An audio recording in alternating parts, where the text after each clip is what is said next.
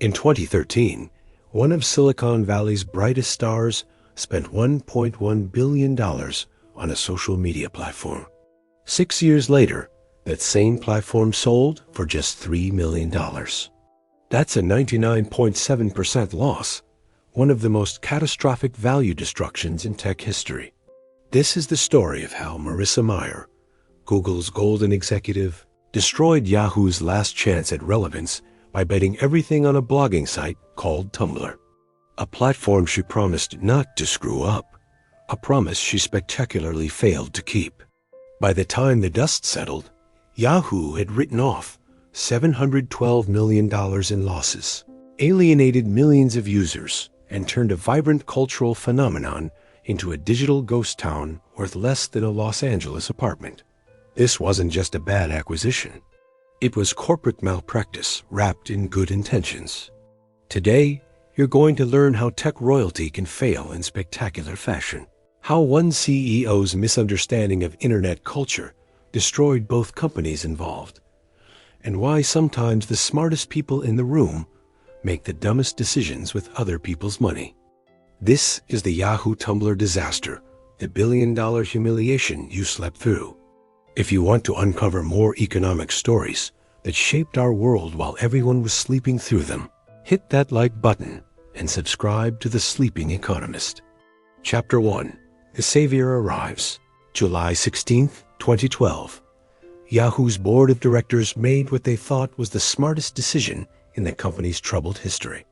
They hired Marissa Mayer, Google employee number 20, the brilliant mind behind Google's minimalist homepage design, and one of the most respected product executives in Silicon Valley. At just 37 years old, Mayer was leaving a guaranteed throne at Google to save a sinking ship. And Yahoo was definitely sinking. Let's understand what Yahoo looked like in 2012.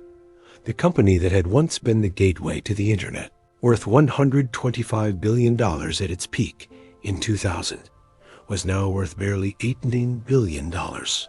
For over a decade, Yahoo had cycled through 5 CEOs who couldn't stop the bleeding. Revenues were flat. User growth was negative. Young people saw Yahoo as their parents' internet. Microsoft had once offered $44.6 billion to buy Yahoo in 2008. Yahoo's board rejected it. Now, just 4 years later, the company was worth 60% less. That rejected Microsoft deal haunted every boardroom discussion. Marissa Mayer arrived with a plan. She'd studied Yahoo's problems carefully. The core issue, she believed, was that Yahoo had lost touch with what made the internet exciting. Yahoo felt old and boring, while platforms like Facebook, Instagram, and Twitter were where young people spent their time. Mayer's strategy was brilliantly simple in concept. Acquire what you can't build. If Yahoo couldn't organically attract the young, mobile-first generation, she would buy companies that already had them. She started small. She acquired a photo-sharing app called Snip.ly. Then came Alike, a local recommendation engine. Then IQ engines for image recognition. She was buying talent and technology at a rapid pace, what insiders called an acqui-hire strategy.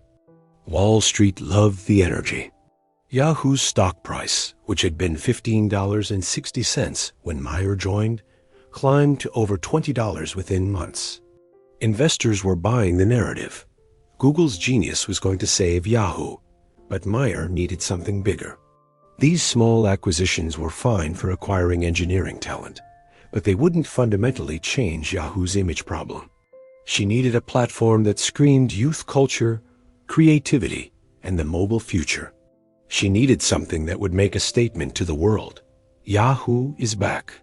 In early 2013, her team identified the target, a 6-year-old blogging platform founded by a then 26-year-old high school dropout. A platform with 105 million blogs, 300 million monthly visitors, and the kind of passionate, creative user base that Yahoo desperately lacked. That platform was Tumblr. Its founder was David Karp, and Marissa Mayer was about to write the biggest check of her career. The victim in this story wasn't just Yahoo's shareholders. It was Tumblr itself and the millions of users who loved what it had been. Chapter 2. The Platform Nitrogen Monoxide, One Understood. To understand how spectacularly Yahoo would mismanage Tumblr, you first need to understand what Tumblr actually was. David Karp founded Tumblr in 2007 when he was just 21 years old. It was designed as something between Twitter's simplicity and WordPress's flexibility, a platform where you could post anything: text, photos, GIFs, videos, audio. But unlike Facebook, which demanded your real name and real identity, Tumblr thrived on anonymity and self-expression. By 2013, Tumblr had become the internet's creative underground. It was where artists shared their work, where fandoms congregated to discuss their favorite shows with an intensity that would terrify normal people, where photographers built portfolios, where writers experimented, where LGBTQ+ youth found community and acceptance. And yes, where adult content flourished safely, legally, and consensually. By some estimates, roughly 22% of Tumblr's content was tagged as NSFW, not safe for work. This wasn't a bug in Tumblr's design. It was a feature. The platform's permissive content policies made it a safe harbor for creative expression that more restrictive platforms wouldn't allow. But here's what made Tumblr truly special: its culture. Tumblr users didn't just consume content, they remixed it. The weblog function created endless chains of commentary, jokes, and collaborative storytelling. Memes were born on Tumblr and spread to the rest of the internet days later. The platform's culture was weird, ironic, extremely online, and fiercely protective of its independence. David Karp understood this instinctively. He ran Tumblr from New York, not Silicon Valley. The company had just 175 employees. It was deliberately kept small to preserve the culture. Karp famously said, "Tumblr succeeded because it didn't have adult supervision." But Tumblr had one massive problem. It made almost no money. Despite having 300 million monthly visitors, more than Yahoo's homepage, Tumblr generated only about $13 million in revenue in 2012. The company had raised $125 million from venture capitalists who were getting impatient. Tumblr needed to figure out advertising, and fast. And Yahoo came calling. Negotiations happened quickly. Yahoo offered $1.1 billion all cash. To put that in perspective, Facebook had bought Instagram just a year earlier for $1 billion, and that deal was considered insanely expensive at the time. Tumblr had more users than Instagram, so the price seemed justifiable.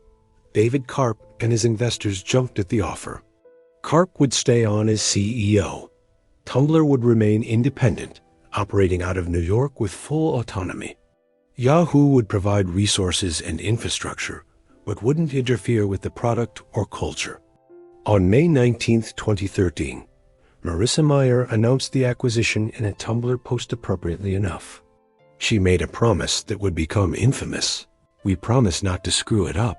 The deal closed on June 20, 2013. Yahoo had spent more money on Tumblr than on any acquisition in the company's history. The screwing up was about to begin. Chapter 3. The Culture Clash. The problem started immediately, even though nobody outside the companies noticed yet. Marissa Mayer had made a fundamental miscalculation. She believed that Tumblr's value was in its user numbers and technology. She thought Yahoo could take Tumblr's massive audience and monetize it the same way. Yahoo monetized everything else: display advertising and homepage placements. She didn't understand that Tumblr's value was its culture, and that culture was incredibly fragile. The first cracks appeared in how Yahoo approached integration. Despite promises of independence, Yahoo insisted on synergy's corporate speak for forcing two different companies to use the same systems. Tumblr would have to integrate with Yahoo's advertising platform. Its infrastructure would eventually migrate to Yahoo's servers. David Karp fought these changes, but he was now an employee, not an owner.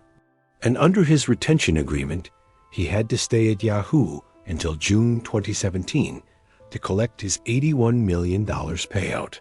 He was golden handcuffed to watch Yahoo dismantle what he'd built. Yahoo's advertising team descended on Tumblr with aggressive monetization plans. They wanted video ads, sponsored posts, native advertising, homepage takeovers, all the formats that worked on Yahoo's portal pages. But Tumblr users weren't Yahoo users. They didn't come to Tumblr to consume content passively. They came to create, curate, and be part of communities. When Yahoo started inserting ads into users' dashboards, the personalized feed that was Tumblr's core experience users revolted. The advertising made another critical mistake. It was algorithmically targeted based on Yahoo's ad platform data. This meant users searching for mental health resources saw ads for depression medication. Users discussing eating disorders saw weight loss ads. The sophisticated targeting that worked on other platforms became invasive and harmful on Tumblr. Yahoo also didn't understand Tumblr's international appeal. About 46% of Tumblr's traffic came from outside the United States.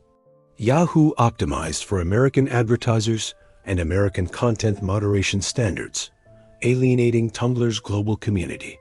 By late 2014, the problems were showing in the numbers. Yahoo had set aggressive revenue targets. Tumblr was supposed to generate $100 million in revenue by the end of 2013.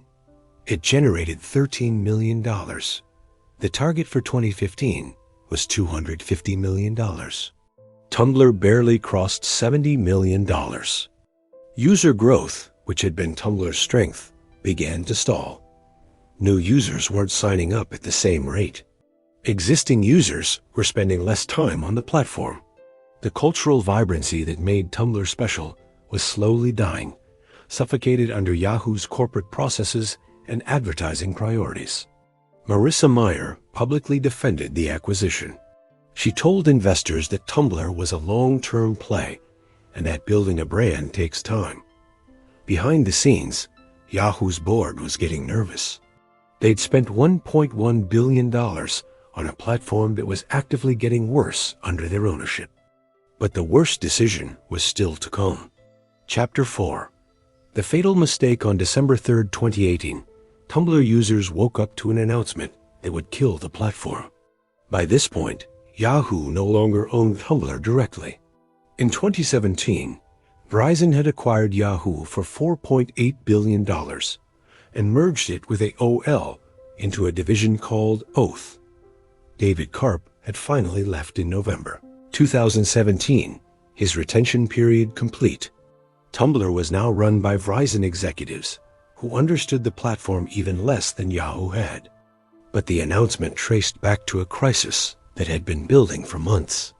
In November 2018, Apple removed Tumblr from the iOS App Store after its automated systems detected child sexual abuse material on the platform. This was a legitimate and serious problem. Despite Tumblr's efforts at content moderation, its permissive policies and massive user base made it difficult to police all content. The Apple ban was a PR nightmare and, more importantly, cut Tumblr off from iPhone users, a critical portion of its mobile audience. Tumblr's response was the nuclear option. On December 17, 2018, Tumblr announced a complete ban on all adult content. Any post containing photos, videos, or GIFs that show real-life human genitals or female-presenting nipples would be automatically flagged and removed. The policy would be enforced by an algorithmic system. The announcement sent shockwaves through Tumblr's community. This wasn't a targeted response to illegal content. This was collective punishment that would eliminate a huge portion of legal, consensual adult content that had always been part of Tumblr's identity. Users immediately noticed the flaws in the enforcement algorithm. It flagged Renaissance paintings, pictures of sand dunes, selfies of people wearing sweaters. Meanwhile, actual problematic content often slipped through. The algorithm was a disaster, but Tumblr refused to reverse course. The ban went into effect on December 17, 2018. The user exodus began immediately. Analytics firm SimilarWeb tracked Tumblr's traffic before and after the ban. In the month following the policy change, Tumblr lost more than 100 million page views. By March 2019, traffic had dropped 30% compared to pre-ban levels. Some estimates suggested the platform lost 150 million monthly visitors in just 3 months. The ban didn't just affect adult content creators. It shattered the fundamental trust between Tumblr and its entire user base. If the platform could arbitrarily eliminate 22% of its content overnight, what would it eliminate next? Creative communities, artists, writers, photographers began migrating to other platforms like Twitter, Discord, and Pillowfort. The adult content ban didn't solve Tumblr's financial problems. It made them catastrophically worse.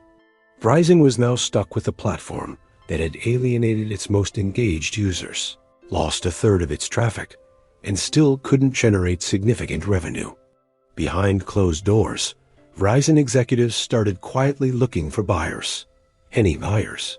They needed to cut their losses. The fire sale was about to begin. Chapter 5. The $3 million humiliation. Let's do some math that will make you physically uncomfortable. Yahoo paid $1.1 billion for Tumblr in 2013. In 2016, Yahoo wrote off $482 million in impairment charges, essentially admitting the platform was worth less than they'd paid. Then, in February 2016, Yahoo wrote down another $230 million. That's $712 million in admitted losses, while Yahoo still owned it. When Verizon bought Yahoo in 2017, they valued Tumblr at approximately $800 million, already a 27% loss from the original purchase price. But Verizon's ownership made things worse, not better. The adult content ban accelerated the platform's decline into irrelevance. By August 2019, Verizon had found a buyer, Automatic, the company behind WordPress. The sale price was reported by the Wall Street Journal and confirmed by multiple sources. $3 million. Read that again. Tumblr, a platform with still more than 400 million blogs and 171 million monthly visitors, sold for less than the price of a nice house in San Francisco.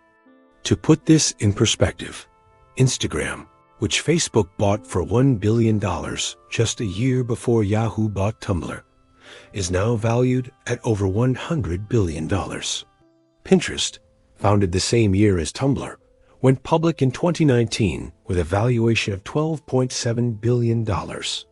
Even Snapchat, which many considered overvalued, maintained a multi-billion-dollar valuation.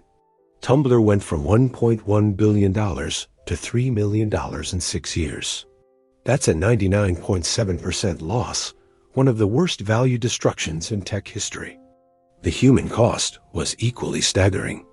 David Karp, who'd built Tumblr from nothing, watched his creation be systematically destroyed by corporate owners who never understood it. The $81 million retention bonus he collected doesn't erase watching something you built with passion become a cautionary tale. The Tumblr employees who stayed through the acquisition, who believed in Yahoo's promises of resources and support, saw their equity become worthless and their platform become a punchline. The users' millions of artists, writers, and community members saw their digital home become uninhabitable. Many lost years of creative work when Tumblr's filtering algorithms incorrectly flagged and deleted their posts. For Marissa Mayer, the Tumblr disaster became the defining failure of her Yahoo tenure. She'd arrived in 2012 as Silicon Valley royalty, promising to return Yahoo to greatness. When Verizon finally bought Yahoo in 2017, the sale price was $4.8 billion, $40 billion, less than Microsoft had offered in 2008. Mayer walked away with a $219 million severance package. Wow, Yahoo's value had been destroyed. The Tumblr acquisition had been the centerpiece of her turnaround strategy. Instead of proving she could build Yahoo's future, It proved she didn't understand internet culture, couldn't execute on integration, and had wasted over $1 billion on a platform she proceeded to ruin. The lesson was expensive. The humiliation was complete. Chapter 6. The Lessons from a $1 billion mistake. So what do we actually learn from watching Marissa Mayer destroy Yahoo by mismanaging Tumblr into a $3 million write-off? First lesson. Culture eats strategy for breakfast. Marissa Mayer thought Tumblr's value was in its traffic numbers and technology stack. She failed to recognize that Tumblr's real asset was its culture, the communities, creative freedom, and cultural trust that took years to build. When Yahoo prioritized monetization over culture, they killed the platform's soul. You can't buy authenticity, and you definitely can't force corporate values onto a community that values creative independence. The practical warning here: when evaluating any platform or company, especially social media, look beyond the user metrics. Ask what keeps users engaged. What would they revolt over? What makes the platform irreplaceable? If the answer is culture and community, you can't buy it, you can only destroy it. Second lesson. Integration always has unintended costs. Yahoo promised Tumblr independence, then immediately started forcing synergies. Every integration advertising platforms, content moderation systems, infrastructure migrations created friction that degraded the user experience. The corporate instinct to consolidate and standardize killed what made Tumblr special. Today's version. Watch for companies promising independence after acquisitions while simultaneously demanding platform integration. It's a contradiction that never works. Third lesson. Misaligned incentives destroy value. David Karp had $81 million reasons to stay at Yahoo until 2017, even as he watched Yahoo dismantle Tumblr. Yahoo's executives had bonuses tied to short-term revenue targets, creating pressure to over-monetize. Users had no voice in decisions, despite being the actual source of the platform's value. When everyone's incentives point in different directions, nobody wins. Fourth lesson. Desperate moves accelerate decline. The adult content ban was a panicked response to Apple's removal of Tumblr from the App Store. Instead of solving the actual problem, better content moderation of illegal material, Tumblr nuked 22% of its legal content. This pattern repeats constantly. Companies facing pressure make broad, dramatic moves that create more problems than they solve. Fifth lesson. Value destruction happens faster than value creation. It took David Karp 6 years to build Tumblr into a platform worth $1.1 billion. It took Yahoo and Verizon just 6 years to destroy 99.7% of that value. Breaking things is always easier than building them. This is the most important warning. Be extremely skeptical of savior CEOs promising to fix broken companies through acquisitions.